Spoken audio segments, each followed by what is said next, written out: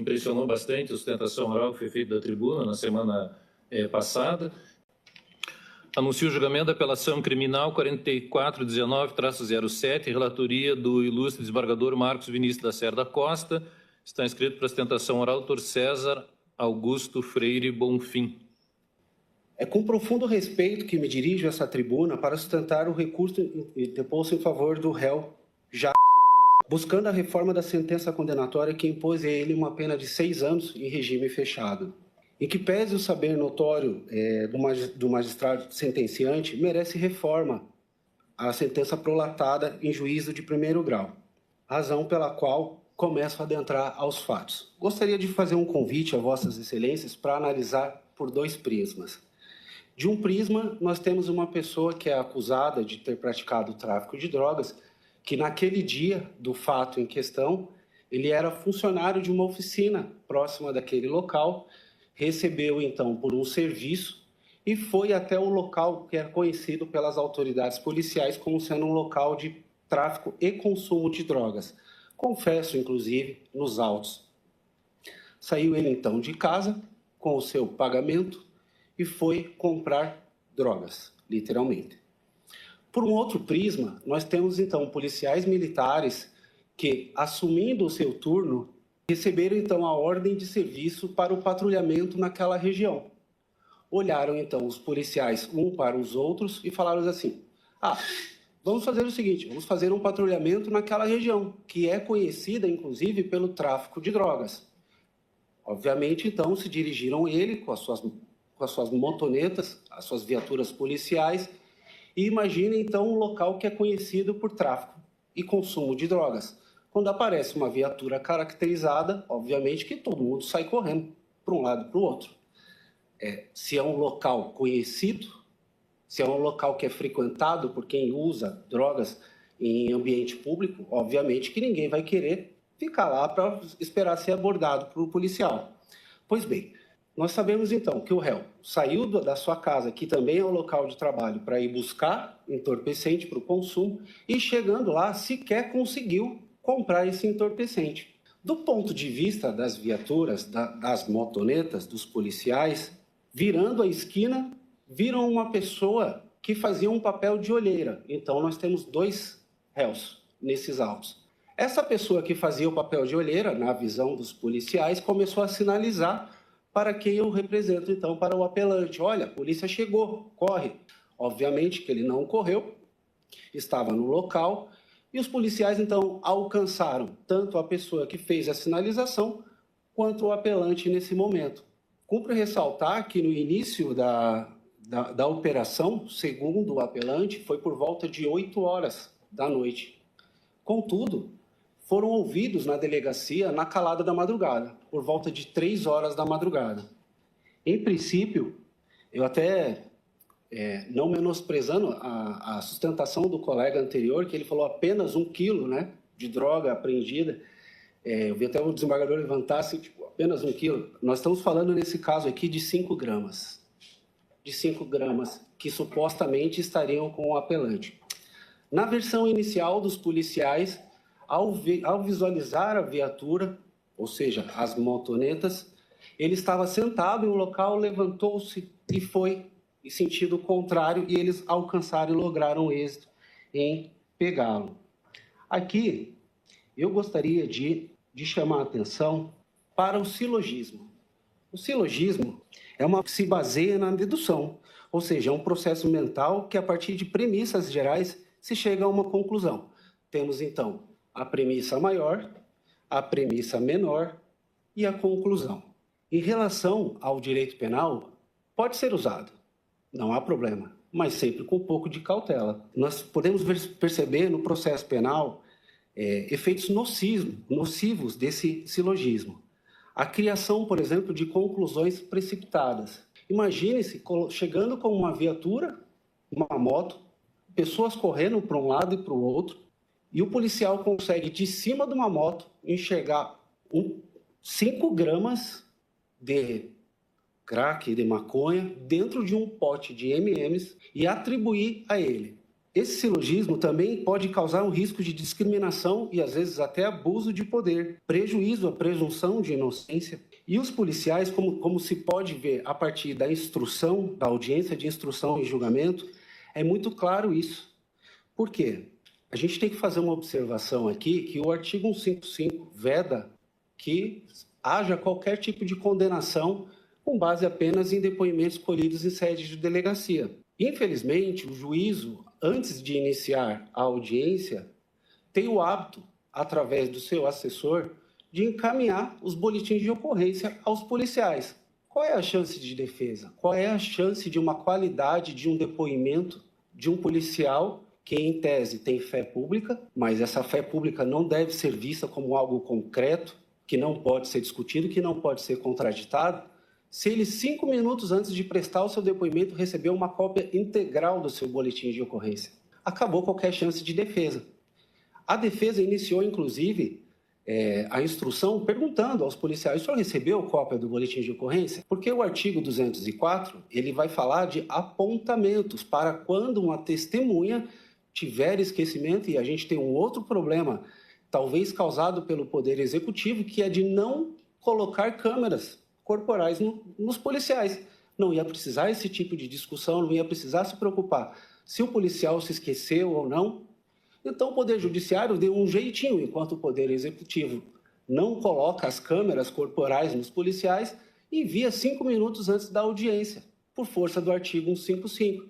E tem inúmeros estudos, inclusive, da própria Procuradoria de Justiça de vários estados, dizendo o seguinte: tem vários entendimentos desse tribunal e de vários tribunais e dos tribunais superiores, que é possível, sim, que um policial tenha contato com o boletim de ocorrência. Não há problema. Afinal de contas, ele tem acesso ao sistema.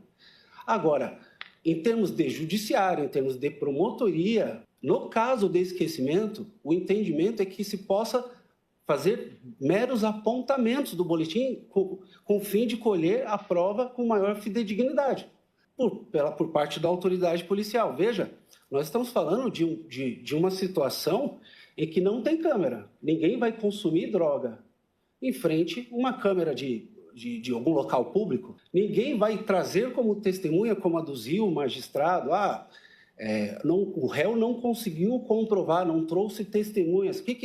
Eu fico imaginando que o magistrado queria que o acusado fizesse: voltasse no local onde ele foi preso depois de solto. O senhor é usuário? O senhor é usuário? Não, faz favor. O senhor, de repente, viu o que aconteceu naquele dia? Pode ser minha testemunha? É uma inversão do processo penal, uma inversão da lógica, das garantias para um acusado. Não é o réu que tem que provar a sua inocência, é o Ministério Público que tem que trazer isso nos autos. Já de imediato, na audiência de custódia, a nobre magistrada das garantias foi, ao meu ver, muito técnica quando relaxou a prisão deles. Disse ela, peço licença para fazer a leitura: com a devida vênia, a despeito da fundamentação trazida pela autoridade policial, não vislumbro elementos que permitam caracterizar a conduta autuada de a primeira denunciada e a conduta, tendo em vista que o autuado não foi flagrado nas hipóteses de tráfico de entorpecentes. Não há nenhum relato ou indício que o autuado estivesse a comercializar, repassar drogas a terceiros. Até porque, pela própria descrição da narrativa dos policiais que realizaram a abordagem, a droga apreendida não foi encontrada na posse do autuado, foi encontrada próxima dele, não na posse dele. Em um local onde se consomem, onde tem várias pessoas dependentes químicas, que se consome droga lá, é evidente que vai encontrar droga pelo chão. E aí cabe, então, à autoridade policial que está manejando o poder de polícia de tomar o devido cuidado para produzir, então, as provas. E ao contrário disso, é o que a magistrada está falando, que os policiais sequer trouxeram essa informação de que ele estava comercializando. E segue. O autuado negou que a droga seria dele, e ela trouxe ainda uma situação do artigo 37, que seria a olheira informada pelos policiais estar prestando auxílio, e relaxou, então, a prisão de ambos os denunciados. Não houve qualquer investigação policial, não houve nada. Apenas o Ministério Público entendeu e denunciou que eles, ao contrário do artigo 37, seria denunciada, então, pelo crime de associação criminosa e depois não seria o traficante. E olha a incongruência, excelências. Receberia como pagamento uma pedra de crack, como é comum nos casos de aliciamento para pessoas. Mas, ao mesmo tempo, o Ministério Público denunciou por 2 crimes pela mesma pedra de crack. Um deles seria associação criminosa como pagamento e outro por fazer uso da droga, como fosse uma pessoa, então, usuária. O artigo 28. Não faz sentido. O princípio da construção aqui foi absorvido pelo Ministério Público na sua denúncia. E o pior, durante a instrução, foi demonstrado, pelo menos, a ausência de qualquer indício de que eles estivessem associados. Por isso, nas razões de apelação, eu tomei o cuidado de inverter os fatos. Porque, na narrativa ministerial, primeiro, eles se uniram, se juntaram com o desígnio de cometer o crime de tráfico. E cada um combinou a sua função. Ela seria a olheira e ele, por sua vez, seria o traficante. E depois, então, ele seria o traficante. Por isso que eu inverti a ordem dos fatos, conforme narrado na denúncia. Ora, se ela não estava associada para traficar com ele, como o Ministério Público chegou à conclusão de que ele seria o traficante? Indagado, então, os policiais, vocês viram algum tipo de tráfico? Não. 2 minutos, doutor, para encerrar. Eu já vou encerrar, excelência. Vocês viram algum tipo de... Não. Fizeram campana? Também não. Mas então como é que vocês chegaram nessa conclusão? Não, a gente não chegou nessa conclusão. Levamos a autoridade policial e deixamos à disposição deles. E assim foi condenado Jackson e absolvida. O que não faz sentido, porque se eles também não estavam associados, não podem ele estar traficando.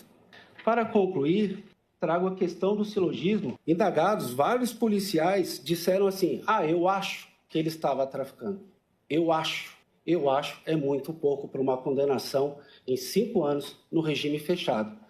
Cumpre destacar que estava em local incerto, não sabido, e eu, como advogado dativo, também não tinha conhecimento. E ele compareceu espontaneamente, internado em uma casa de acolhimento religiosa para tratamento de dependente químico e se apresentou para prestar contas à Justiça. De modo que, com todo respeito, concesso a vênia ao Ministério Público, concesso a vênia ao juiz sentenciante, é o que se espera, inclusive, há um parecer do próprio Ministério Público. Nem o Ministério Público chegou a um consenso. E se a dúvida existe, pelo menos que se não seja reconhecida a ausência de materialidade e de negativa de autoria, que pelo menos, em favor da dúvida, se absolvam o réu.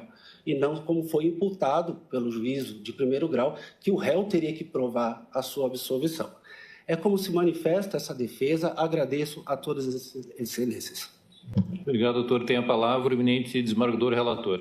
Obrigado, senhor presidente. Cumprimento o combativo advogado. O meu voto tem 40 laudas, é muita coisa para proceder à leitura, então eu farei uma síntese através da ementa. Apelação criminal, trata-se de tráfico de drogas, o artigo 33, sentença condenatória com insurgência defensiva. Pleito absolutório desclassificatório para a figura do artigo 28 da Lei de Drogas. Impossibilidade, conjunto probatório robusto, autoria e materialidade devidamente comprovadas. Depoimentos coerentes e harmônicos dos policiais militares responsáveis pela prisão. Ausência de motivos para falsa imputação.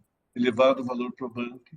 Negativa de autoria frágil e inverossímil. Condição de usuário que por si só não afasta a prática delitiva, estou mantendo a condenação. Estou conhecendo parcialmente do recurso, negando-lhe provimento com fixação de honorários de advogado. É como eu voto, senhor presidente. Agradeço. O eminente relator conhece em par, na parte conhecida nega provimento. Eu, na qualidade de revisor, peço vista dos autos. O julgamento fica suspenso.